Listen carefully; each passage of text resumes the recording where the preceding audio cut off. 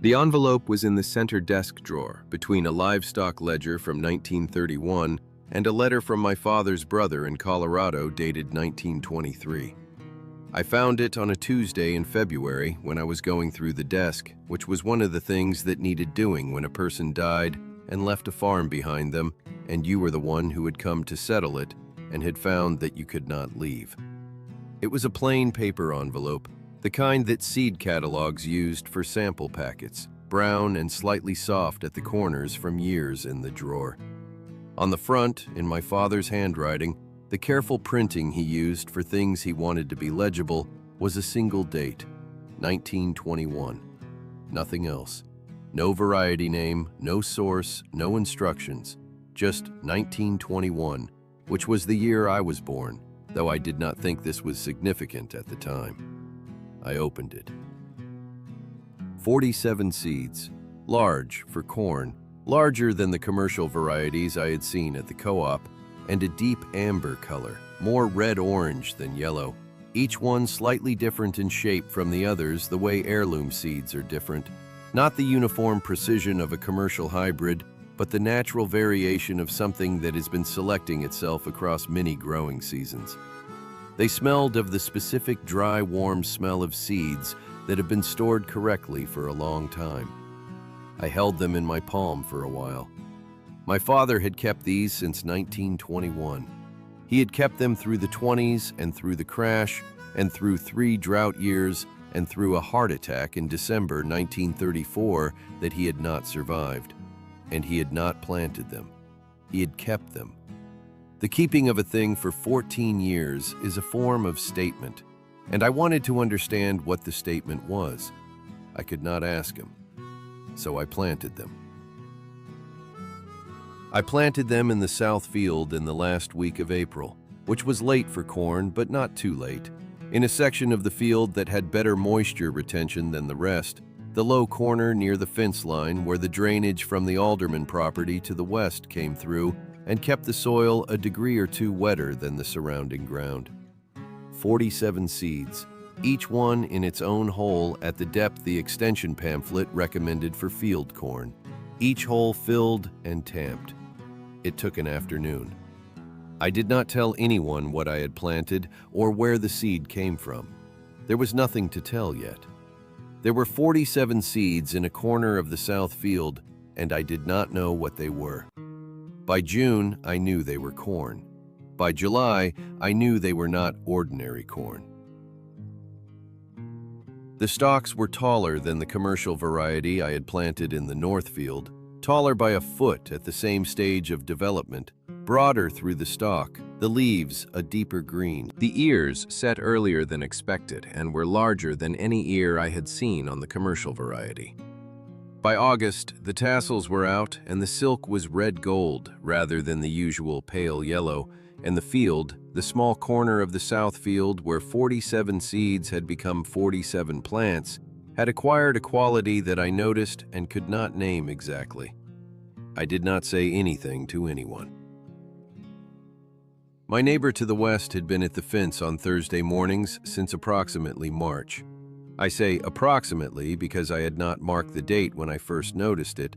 He was simply there one Thursday morning when I was working the fence line, and we had talked about the drainage from his property and about the road condition after the spring thaw.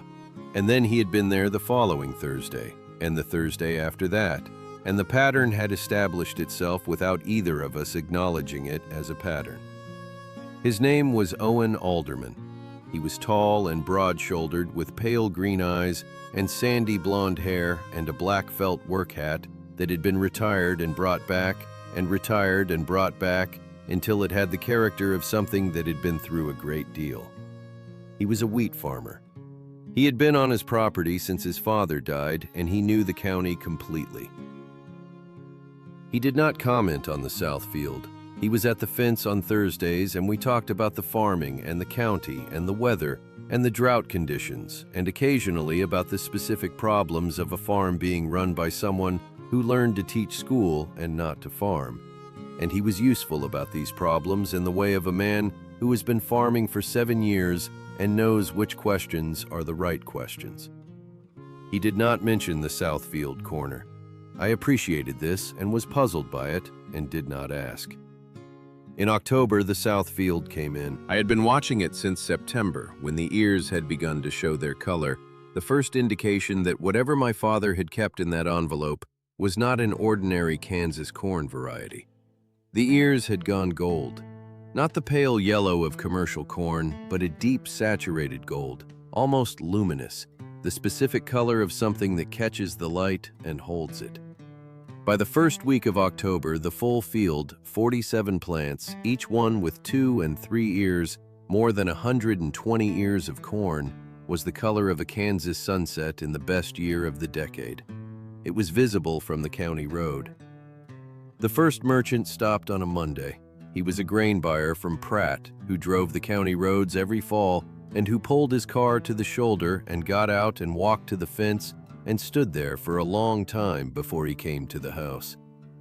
"What variety is that?" he said at the door. "I don't know," I said. He looked at me the way people look at you when you have said something that doesn't fit the available categories. "You planted corn and you don't know what variety?" he said. "It came from an old envelope," I said. "My father's, no label." He looked at the field. "I'll give you 40 cents a bushel," he said. The market rate was 22 cents. "I'm not selling this year," I said. He left his card. The second merchant came Wednesday. He was from a different operation, had heard from someone, merchants talk the way everyone talks in a small county, and offered 45 cents. I said, "Not this year." He also left his card. The county extension agent came on Thursday morning. His name was Harlan Boyd, and he had been the Pawnee County Extension Agent for 11 years, and he knew everything about Kansas corn varieties, and he walked the Southfield for 45 minutes with his notebook, and he came back and said he had never seen this variety before, and asked if he could take samples. I said yes. He said he was going to send them to the Agricultural College in Manhattan, and that someone would be in touch. He left. I was standing at the south fence looking at the field when Owen came to the fence from his side. He had been there already when Harlan Boyd arrived, I realized. He had been at the north end of the fence when the extension agent's truck pulled in, and he had not come down the fence line while Harlan was there, and he had not left either.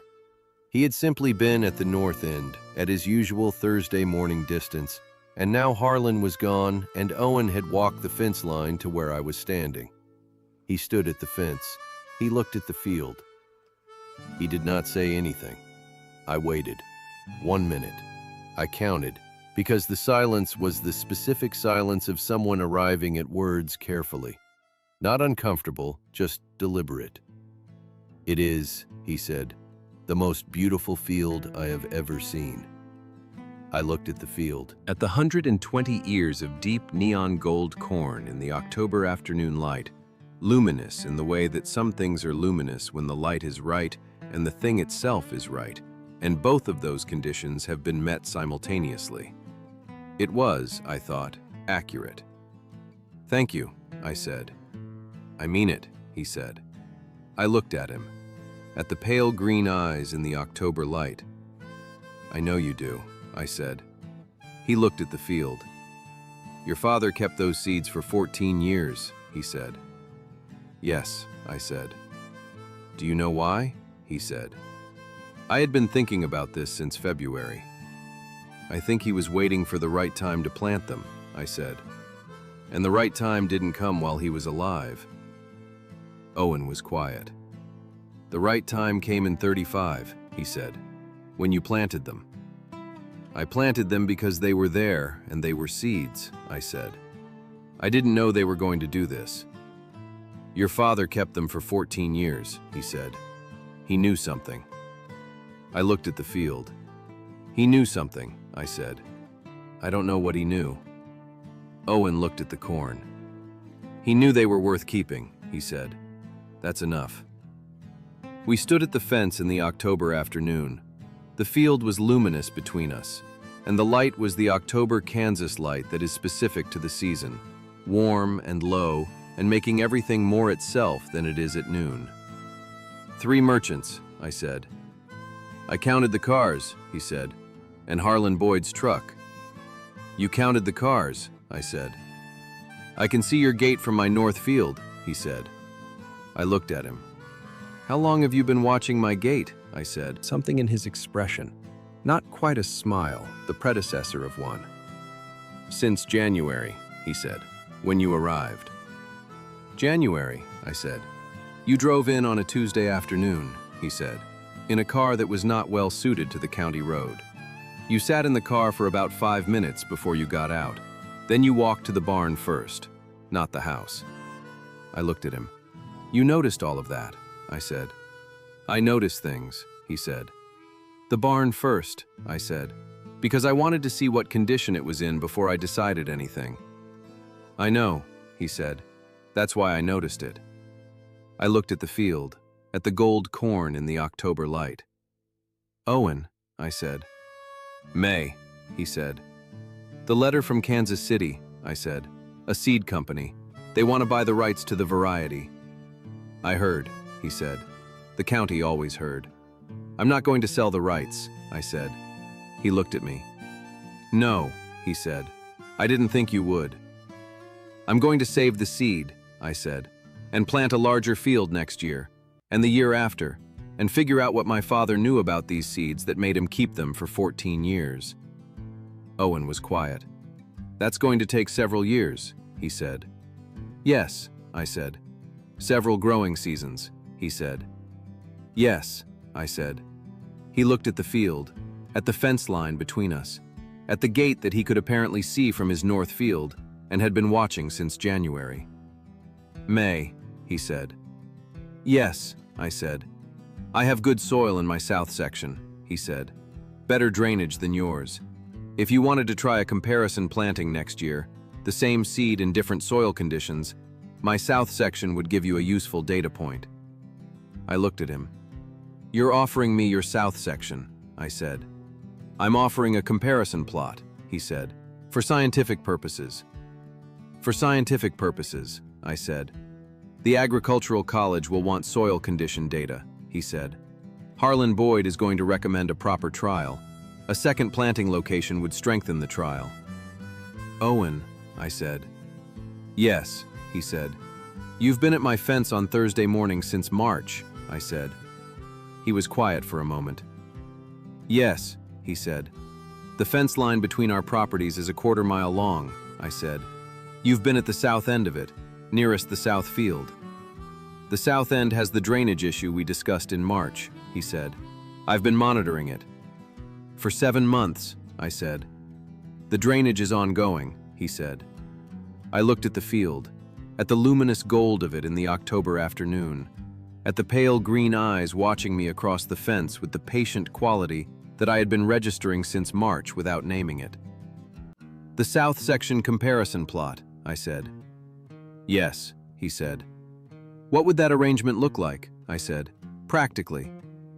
We'd plan the planting together, he said. Same seed, different soil. I'd need to know your planting schedule. You'd need to see my soil data from the last 3 years. He paused. It would require regular communication. Regular communication, I said. About the trial, he said. The planting, the growing conditions, comparative yield data. Weekly, I said. At minimum, he said. I looked at him. At the black felt hat and the pale green eyes and the sandy blonde hair lighter at the top from the summer. At the man who had been at my fence on Thursday mornings since March and had counted the cars at my gate since January, and who had stood at this fence for a full minute before saying the truest thing anyone had said to me since I arrived in January. All right, I said. The comparison plot. All right, he said. He looked at the field one more time, the October gold of it, the 120 ears of a variety my father had kept since 1921 and had never planted, and that had waited 14 years for the right time and had apparently known what it was doing. May, he said. Yes, I said. Come to supper on Saturday, he said. I'll show you the soil data from the south section. You can decide if it's the right plot for the comparison. Saturday, I said. 6 o'clock. he said. 6 o'clock, I said. He walked back up the fence line to the north end, the way he always did, and I watched him go, and then I turned back to the south field. The afternoon light was going lower, and the gold was going deeper as the sun went west. The specific October magic of this field at this hour, the luminous quality at its most luminous, the ears catching the low light and holding it. My father had kept these seeds for 14 years. He had been waiting for the right time. I thought about January and a car that was not well suited to county roads, and a barn I had gone to first, and about March and a drainage issue that had apparently required 7 months of Thursday monitoring, and about a pale green-eyed man who had said it was the most beautiful field he had ever seen and had meant it, and had then offered his south section for scientific purposes. The seeds had known what they were doing. I thought perhaps my father had known too. On Saturday, I drove to Owen's property at 6 o'clock. He had the soil data on the table and a meal that was better than I expected from a man who had been cooking alone for 7 years. And we went through the soil data after supper, and the south section was, as he had said, the right plot for a comparison trial. The drainage was better. The soil composition was different from mine in the ways that would produce useful data. We planned the spring planting until 9. At 9, I gathered the soil data he had given me and my notes, and I stood at his kitchen door, and he stood at the table with the comparison notes we had made together. "Owen," I said. "Yes," he said. "The comparison plot," I said. "We'll need to coordinate the planting dates to make sure the conditions are as similar as possible." "I'll come by Thursday," he said. "We can look at the calendar." "Thursday," I said. "At the fence?" He looked at me, the pale green eyes. "At the fence," he said. "Or you could come here." "I'll come here," I said. "Thursday morning." "Thursday morning," he said. I drove home in the October dark and parked at the house and sat in the car for a minute, which was what I had done in January when I first arrived, except this time it was October, and I was sitting in the car because I was thinking rather than because I was deciding. In January, I had sat in the car deciding whether to get out, which I had done, and I had gone to the barn first, which had been the right call, and I had found the envelope in February, which had led to 47 seeds in the south field, which had led to neon gold corn in October, which had led to 3 merchants and Harlan Boyd and a letter from Kansas City and Owen Alderman at the fence for a full minute before he said the true thing. The true things led to each other if you let them. I got out of the car. I went inside and put the soil data on the desk next to the empty envelope, which I had kept, and I looked at my father's handwriting on the outside of it, 1921, in his careful printing, and I thought about 14 years of keeping something and waiting for the right time and knowing somehow that the right time would come. The right time had come in the spring of 1935. The field had proved it. Thursday was coming.